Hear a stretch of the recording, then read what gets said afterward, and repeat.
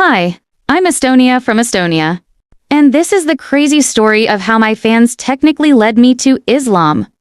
Please like and subscribe to hear the rest of my story. Growing up, my parents and I lived in a beautiful bamboo house on a small island in Estonia. Life was peaceful and calm. Every day after school, my friends and I would race around the beach, build sand houses and scream into the wind like we were auditioning for a drama about freedom. Also, I love singing, and every Friday evening I'd perform for my parents. Yes, a whole concert on the beach. And they'd always cheer me on. My dad would always say, "You have the loveliest voice, my little starlight, and someday it will make you a real star." That sentence had me motivated for weeks. I'd count the days till Friday just to perform and to eat all the yummy seafood from our family restaurant. Like, girl, I was living a life. My life was almost perfect, but not quite. I mean, don't get me wrong. I loved the island, my friends, and my amazing parents. But something always felt missing. More than anything, I loved making music. And I knew deep down my voice couldn't echo across the world if I stayed tucked away in island paradise forever. But little did I know that my life was going to change forever.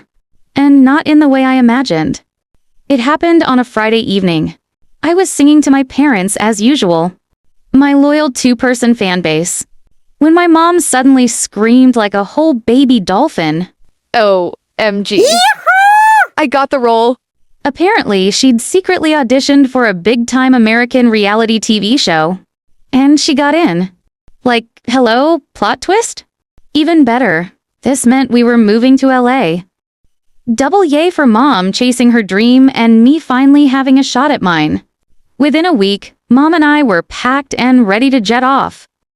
Dad had to stay back for a bit to wrap things up with the restaurant. But he promised to join us soon. Before we left, he handed me his guitar, hugged me real tight, and whispered, "Remember, my starlight, always listen to the little voice inside you." I nodded before breaking the hug, and then proceeded to board the private helicopter. At first, I was ecstatic. New city, new me, new opportunities, same dreams. But LA wasn't as magical as I'd pictured. Mom quickly blew up, and was always booked and busy. Basically, not home. Meanwhile, I kept up our Friday concerts over FaceTime with Dad. It hurt that Mom barely listened to my music anymore, but I tried to get used to it. Sometimes I'd overhear her and Dad arguing. One time he told her, "If you keep neglecting Estonia, I'll bring her back to the island." No thanks, Dad. I'll pass this one. I was not trying to go back and become a barefoot island girl with a dream and a ukulele. Also, I'm not trying to have a from a broken family arc in my success story. So I started lying. "Yeah, Dad, Mom spends so much time with me." She didn't, but I just didn't want to be the reason they fought. Or worse, get shipped back to Estonia. Most days, I was home with the help. School was boring. No friends. But I had music. I'd split my time between the library and the music room. One day, I was rehearsing a new song for my Friday FaceTime concert in an empty music room like always. When suddenly, I jumped out of my skin. Turns out, this random girl had been standing at the door the whole time. OMG, girl, you are amazing. What is your TikTok? I don't have one yet. Girl, she looked at me like I'd just confessed to eating soup with a fork. Okay, that's it. Give me your phone. Next thing I know, she's downloading TikTok and making me an account. You can't keep hiding in this room forever. The world needs to hear your voice. I'm Lisa, by the way. I'm Estonia. Nice to meet you. We shook hands and then she handed me my phone. At first, I was skeptical about posting on TikTok. But then I remembered my dad's words. "Always listen to the little voice inside you." And guess what? That little voice was screaming, "Post the content, stupid!" So I did.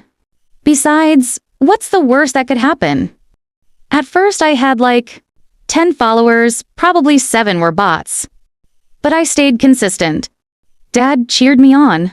And Lisa, my new TikTok fairy godmother, kept boosting me. Slowly but surely, things changed. I was gaining fans, real ones. Lisa and I were collabing. By the time Dad moved in with us, we were filming videos together. Even Mom started paying attention again. She even took me to her sets sometimes. We went shopping, spa days. Eventually, thanks to her connections, I got my first record deal.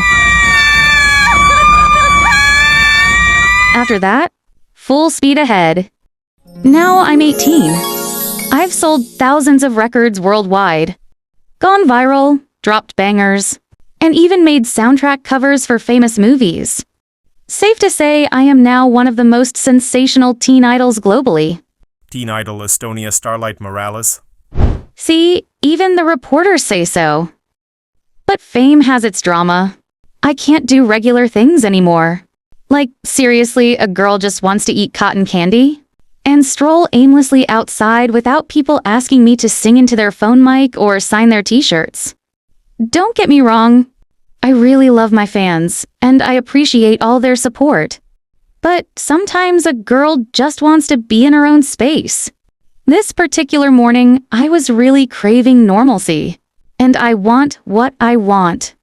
Thank God my schedule was free for the day. I texted Lisa while sneaking out of the house. Wig, sunglasses. Let's pretend we're irrelevant today. She was in. I headed to my fave cafe in disguise to grab a souffle before meeting up with her at the park. I almost got out unnoticed. But guess what? Yep, my wig fell off. Right as I bumped into this waiter boy. Of all the times to be clumsy, it had to be now. Perfect. Loud gasps echoed as everyone instantly recognized me. Oh my god, it's Estonia. Okay, that's my cue. Run. Quickly, I got up, borrowed the cap of this dude that just entered the cafe, and dashed out of there. Like full-on anime girl running sequence? More people joined the cat chase. So much for wanting to feel normal again. While escaping the mob, I accidentally merged into a rally on the next block. People were chanting, "Free, free Palestine," and waving signs. I didn't fully understand what was going on, but I was just grateful no one recognized me in the chaos. Thanks to my disheveled and messy hair. Never been this glad to look ragged. Lisa and I eventually met up as planned. No phones, no paparazzi. Just two besties, park bench, lake view, and unhealthy snacks. Chit-chatting about everything and all things. It was perfection. Later that night, I came home to Mom fuming. Estonia Morales, what exactly were you thinking joining that rally? Hello to you too, Mom. I had no idea what she was talking about until she shoved her phone in my face. The headline in bold read, "Teen idol Estonia Starlight spotted at pro-Palestine rally."